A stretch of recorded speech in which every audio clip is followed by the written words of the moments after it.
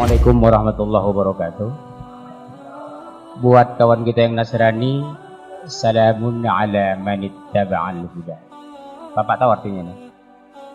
Keselamatan dilimpahkan kepada Bapak jika menerima Al-Quran sebagai buku petunjuk.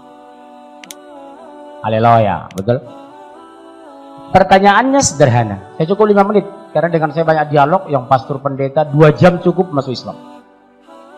Kalau enggak ya silakan. Karena Islam la ikraha fid din, tidak ada paksaan dalam Islam. Masuk silakan, keluar juga silakan. Karena ada sorga dan neraka, betul ya Pak? Benarkah Yesus sebagai Tuhan? Tidak. Di mana dalilnya? Yohanes 17:3. 1 Yohanes 17:3.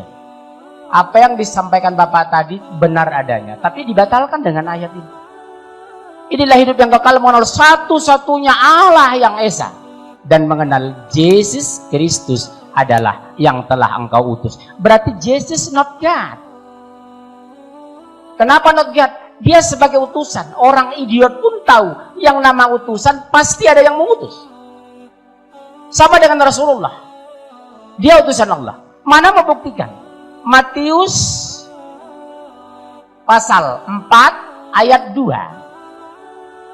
Lukas pasal 2 ayat 21. Matius pasal 27 ayat 59. Matius pasal 15 ayat 24. Al-Quran surat 5 Al-Maidah ayat 75, kemudian surat 61 ayat 6, surat 5 72 plus 73. Karena dialog harus berdasarkan kitab suci, bukan sentimen tapi argumen. Enggak ada suara ya.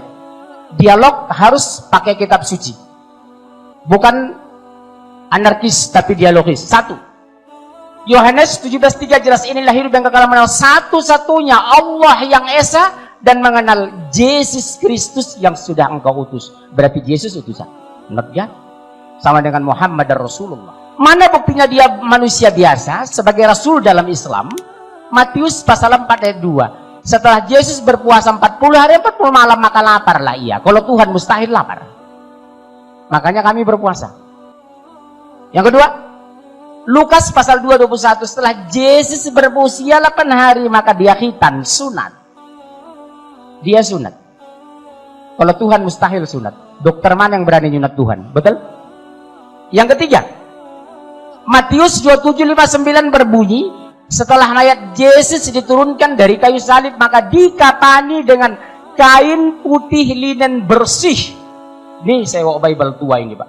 Di sini masih berisi Lembaga Alkitab Indonesia 60 tahun yang lalu. Apa di sini? Jika kamu mengatakan ini dan itu besok, jangan katakan aku melakukannya. Katakanlah insya Allah, lengkap sempurna di Bible Bapak sendiri.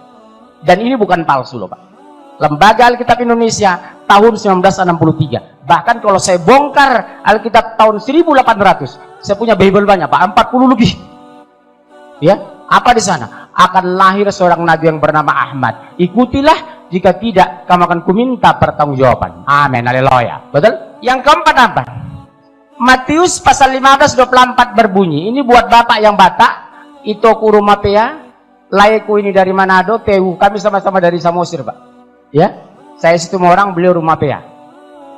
Cuma kami Situmorang orang Islam 10%. Nah, Matius 15:24. Aku hanya diutus kepada domba yang sesat dari umat Israel. Bukan untuk dunia aku diutus. Jadi orang ditebus Yesus itu hanya dari Bani Israel. Kalau Bapak dari Jawa, maaf, tidak termasuk ditebus Yesus. Bapak orang Tapanuli tidak masuk ditebus Yesus. Karena aku diutus hanya kepada domba-domba yang sesat dari umat Israel. Beda dengan Islam. Qul ya ayuhan nas inni rasulullah ilaikum jami'ah. Katakan hai Muhammad, aku utusan Allah untuk kalian semua. Sadayana di dia.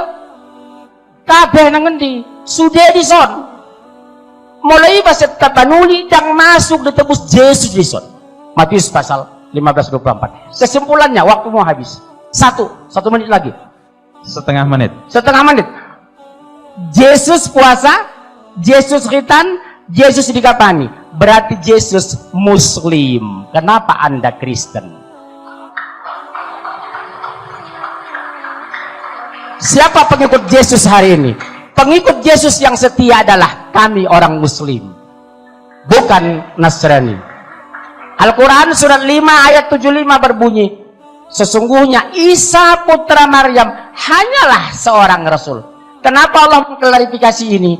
Karena jelas secara literal dan tekstual, Taurat, Injil, Al-Quran, Yesus adalah Nabi. Sampai jumpa, kami kembali ke studio.